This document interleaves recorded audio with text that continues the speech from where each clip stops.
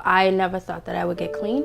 I never thought I would have another chance. I thought I would die in the streets. You felt like you wasn't a person. You felt like you wasn't a part of society. You feel just like you never will be successful. I decided not to go back to school. I ended up, skipping classes. I was hanging around people that I wasn't really supposed to be hanging around with. Just getting high, like trying to find the next one, going through trauma in between that. I have 3 kids that are adopted that I lost due to addiction. I wasn't mature enough to be a mother. Getting arrested, going to jail due to my behavior. Every time I got out of jail, I always went right back to the same routine.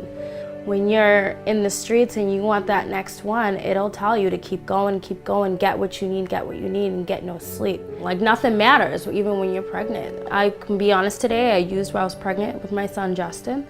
And I almost died, my son almost died as well. And at that point, I knew I needed to get clean because I almost cost my son's life.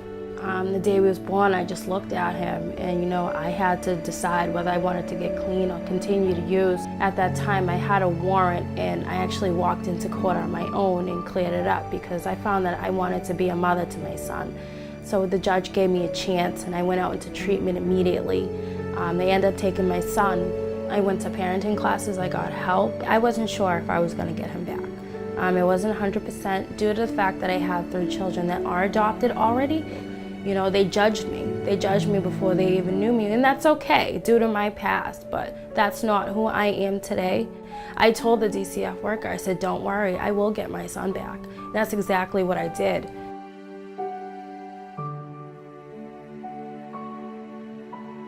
Citizens in Transition program is really about helping families that are coming out of an intensive addiction treatment program.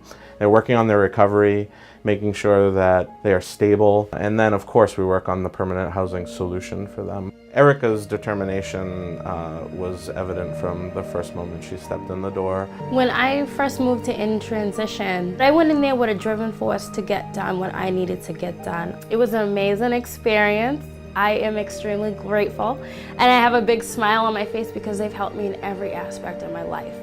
I was so focused on my recovery and going to work. And my son was in daycare in Lynn, and I worked in Danvers. I would get up every morning, 6 o'clock, take the bus out to Lynn, drop my son off, take the bus to work, get off at work, take the bus back to Lynn, and then get my son and then come to Peabody. I made sure that I made it to work. It was a goal of mine to continue my process. It was a part of my recovery, showing up for life. In Transition was a wonderful stay for me. I was emotional moving out. I was there almost 2 years. I learned a lot there as a parent, recovery, the friends I've made, the staff are all amazing. They just helped me, helped me save my life. Even though being in recovery, I helped save my own life, but I'm forever grateful for them. It's a big transition to move from point A to point B, but when they find point B, the excitement is wonderful.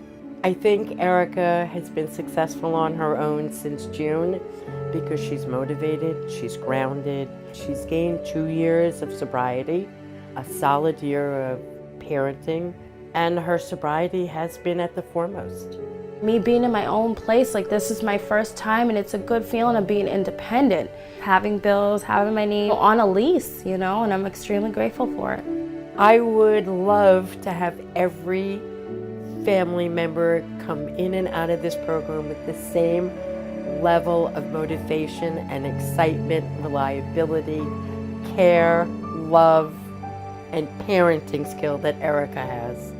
I hope that we were able to provide some of that motivation for her and that support for her while she was here. And I know that she's going to do great things and move on to even better things. In this process, I actually went back to school and I graduated, and I never thought that I would go back to school. I'll be getting married next year, July 23rd. I met my fiance while we were both in recovery. We just do what we have to do for our children. He has a 12-year-old boy. We both know what we have to do to keep this ride going, and we just do this thing together. Justin's been in daycare 2 years now. He'll be 3 in January. Since he's been there, he's learned sentences. He communicates with me better. He lets me know what he wants, what he doesn't like, what he does like. He's just an amazing kid, and he learns something new every day. When my son's old enough, I'm going to tell him everything, show him that I'm a power of example of not picking up no matter what. I have a sponsor, I have sponsees, I help other women learn that it's never too late to get your life together. I always go back to sitters to show my face and to let them know I appreciate and love them for what they did for me and my family. I'm grateful for my struggles, because if I didn't have any, I wouldn't know how to overcome anything. I'm grateful for everybody that's helped me along this journey. I'm grateful for my son for helping me become a better mother.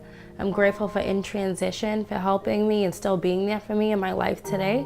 I'm grateful for my fiance, everybody in recovery, my sponsor, everybody that believes in me. And I'm grateful most of all that I believe in myself.